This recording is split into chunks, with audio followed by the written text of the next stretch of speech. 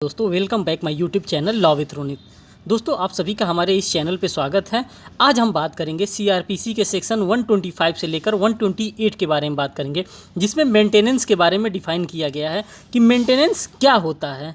जानिए भरण पोषण कौन प्राप्त कर सकता है और कौन नहीं, इसके बारे में हम इस वीडियो में बात करने वाले हैं। इस वीडियो में और दूसरी बात यह है, जाने कब न्यायालय द्वारा पत्नी, संतान और माता पिता के भरण पोषण का आदेश दिया जा सकता है।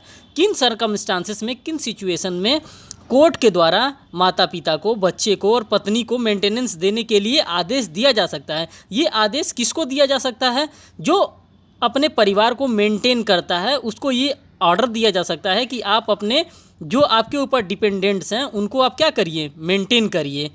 Order for maintenance of wives, children and parents. कभी भी अगर हम मेंटेनेंस की बात करते हैं तो मेंटेनेंस किसको दिया जाता है, ये सभी बातों को बताया जाता है। किसको किसको मेंटेनेंस दिया जाता है? या तो वाइफ को दिया जाता है, चिल्ड्रेन को दिया जाता है, पेरेंट्स को दिया जाता है। इन्हीं लोगों को मेंटेनेंस दिया जाता है, जो कि डिफाइन किया गया है चैप्टर 9 में। सीआरपीसी के चैप्टर 9 में डिफाइन किया गया है और सेक्शन नंबर 125 से लेकर के 128 के अंदर डिफाइन किया गया है मेंटेनेंस को। Provision for maintenance of wives children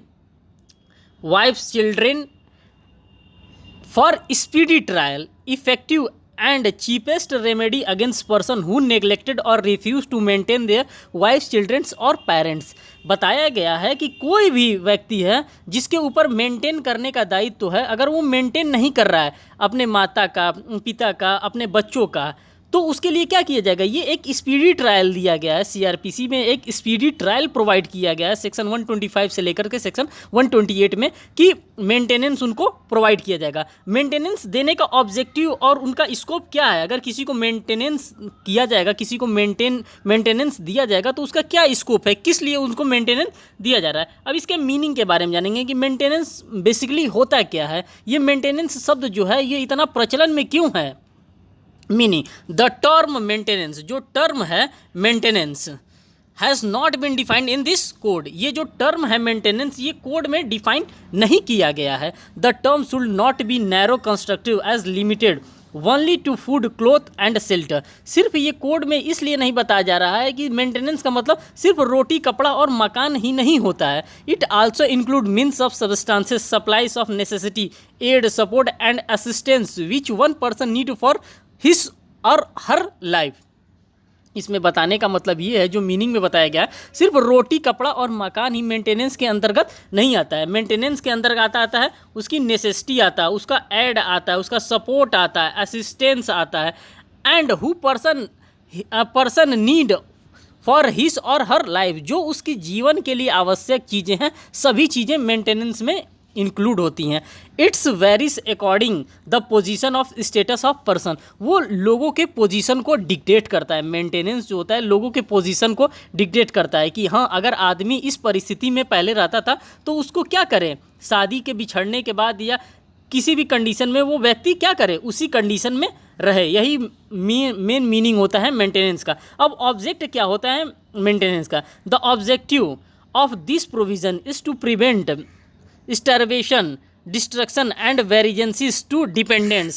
It is enacted to achieve the goal of social justice. सामाजिक न्याय को देखते हुए उस व्यक्ति को कोर्ट के द्वारा क्या किया जाता है? मेंटेनेंस प्रोवाइड करवाया जाता है, जिससे कि वो व्यक्ति अभी भी उसका शादी से छुटकारा हो जाने के बाद या शादी से बिछड़ जाने के बाद भी उसको मेंटेनेंस प्रोवाइड कराया जा रहा है, उसके बच्चे को, उसकी माता पिता को, कि वो आदमी क्या करे, अपना जीवन गरिमापूर्ण सम्मान के साथ जी सके, जो कि बात हमको बताई गई है आर्टिकल 21 ऑफ इंडियन कॉन्स्टिट्यूशन में। ठीक, अब इसका जो स्कोप होता है, स्कोप के बारे में अब हम लोग आगे बात करते हैं। और जो ये डिफाइन किया गया है कि मेंटेनेंस कौन कौन क्लेम कर सकता है। बेसिकली सबसे तो बड़ी बात है कि मेंटेनेंस कौन कौन क्लेम कर सकता है। तो मेंटेनेंस जो क्लेम करता है वो वाइफ कर सकती है।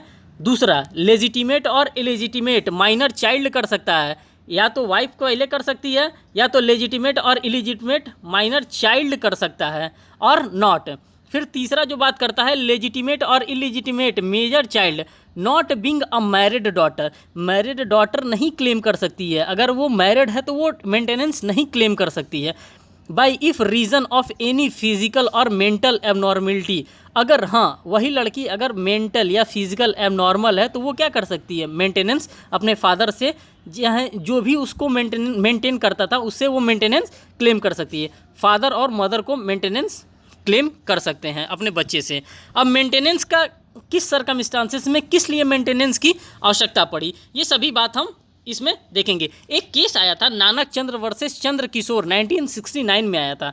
This provisions are aimed that preventing starvation and vagrancy and they are applicable to all persons belonging to the religion and have no relation with the personal law of the parties by any other form of criterions domiciles etcetera. इस case में ये बताया गया था जो homeless हैं, जो बेघर लोग हैं, उनको भी क्या किया जाएगा, उनको भी मेंटेनेंस प्रोवाइड किया जाएगा। उनको भी जो उनके ऊपर हैं ये नहीं देखा जाएगा कि उनके प्लेस ऑफ बर्थ, उनका जन्म कहाँ हुआ, पे किस कंडीशन में वो जन्म लिए हैं, अगर वो हैं तो उनको मेंटेनेंस प्रोवाइड किया जाएगा। ठीक, आगे हम बात करते हैं सेक्शन 126 में, सीआरपीसी के सेक्शन 126 की बात करते हैं। सेक्शन 126 में बताया जा रहा है provide the proceeding under section 125 may be taken against any person in the district where he is or wife resides. कहने का मतलब ये है कि कहाँ पे ये प्रोसीजर ले डाउन करेगा। सेक्शन 126 बताता है सीआरपीसी का कि अगर मेंटेनेंस सबको प्राप्त करना है तो कहाँ पे ये प्रोसीजर ले डाउन करेगा, कहाँ पे हम इसका केस फाइल कर सकते हैं। वेयर ही इज़, जहाँ पे वो है, जहाँ पे जो भी व्यक्ति है वो वहाँ पे क्लेम कर सकता है। जैसे कि मान लीजिए कि कोई गोरखपुर कोर्ट में, कोई देवरिया कोर्ट में है, कोई आजमगढ़ कोर्ट में है, तो जिस कोर्ट में महिला रह रही है वो अपने यहाँ के कोर्ट में जा कर के क्या कर सकती है, दावा कर सकती है अपने कोर्ट में जा कर के। वेयर ही और हिज वाइफ रिसाइड्स, जहाँ पे वो चाहे उसकी पत्नी रह रही हैं। Where he last resided with his wife और with the mother of illegitimate child, जहाँ पे वो अपने पति के साथ रहती थी, चाहे अपने माता पिता के साथ रहती थी, या फिर जहाँ पे भी उसकी पत्नी हो वहाँ पे वो मेंटेनेंस के लिए सेक्शन 126 में वो पिटीशन फाइल कर सकती है।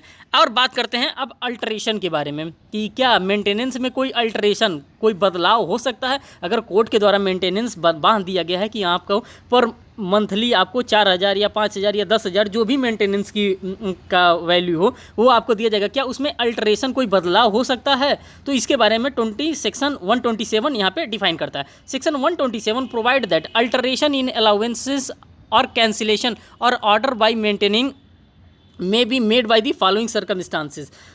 कुछ सर्कमस्टांसेस में इसको अल्टर किया जा सकता है, जो मेंटेनेंस होता है सेक्शन 127 के अकॉर्डिंग इसको अल्टर किया जा सकता है। अब कौन कौन से ग्राउंड्स हैं, due to change in circumstances of their parties में, अगर पार्टीज़ के सर्कमस्टांसेस में कोई बदलाव हो जाता है तब अल्टरेशन किया जा सकता है। Due to decision of competent civil court, अगर कॉम्पिटेंट सिविल कोर्ट के द्वारा जजमेंट नहीं पास किया गया है तो उसमें अल्टरेशन हो सकता है।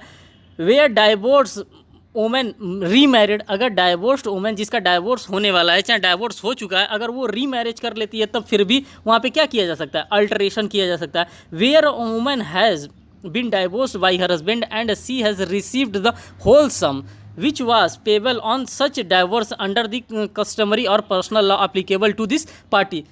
अगर शादी को क्या कर दिया गया है, ख़त्म कर दिया गया है, उस समय उसको अल्टरेशन करके उसको ख़त्म किया जा सकता है मेंटेनेंस को। अब हम बात करते हैं सेक्शन 128 में, जो इन्फोर्समेंट ऑफ मेंटेनेंस के ऑर्डर को बताता है कि किस तरह से मेंटेनेंस का ऑर्डर इन्फोर्समेंट होगा। Section 128 provides for enforcement of the maintenance order. अगर कोर्ट ने अलाउ कर दिया है कि आपको मेंटेनेंस देना है तो उसको किस तरह से लागू किया जाएगा, ये सेक्शन 128 बताता है सीआरपीसी का। ये बताता है it's provide the order may be enforcement by the magistrate in any place where the person against whom it is made was found. जहाँ पे भी जिस कोर्ट के द्वारा ये ऑर्डर दिया गया है, आदेश दिया गया है कि आपको मेंटेन करना है, आपको मेंटेनेंस पेड करना है, तो सेक्शन 128 का काम है कि वो जो भी ऑर्डर दिया गया है कोर्ट का, वो ऑर्डर को फॉलो करवाता है सेक्शन 128। तो यही दोस्तों, यही कहानी थी सेक्शन 125 से लेकर के 128 तक का, जो सीआरपीसी डील करता है, जो कि मेंटेनेंस के बारे में बताया। मेंटेनेंस कौन पा सकता है, मेंटेनेंस किसको दिया जाता है, मेंटेनेंस के लिए कौन कौन इंटाइटल्ड है, मेंटेनेंस किस किस को दिया जाता है, लेजिटिमेट को दिया जाता है, इलीजिटिमेट को दिया है। ये सारी बातों सेक्शन 125 से लेकर के 128 तक में बताया गया है। दोस्तों, अगर आप हमारे चैनल पर नए हैं तो हमारे चैनल को सब्सक्राइब करें, वीडियो को लाइक करें और बेल बटन दबाना बिल्कुल ना भूलें, जिससे कि मैं कोई भी लेटेस्ट अपडेट अगर करता हूं तो वो आपको तुरंत मिल जाए। बहुत बहुत धन्यवाद दोस्तों, थैंक यू।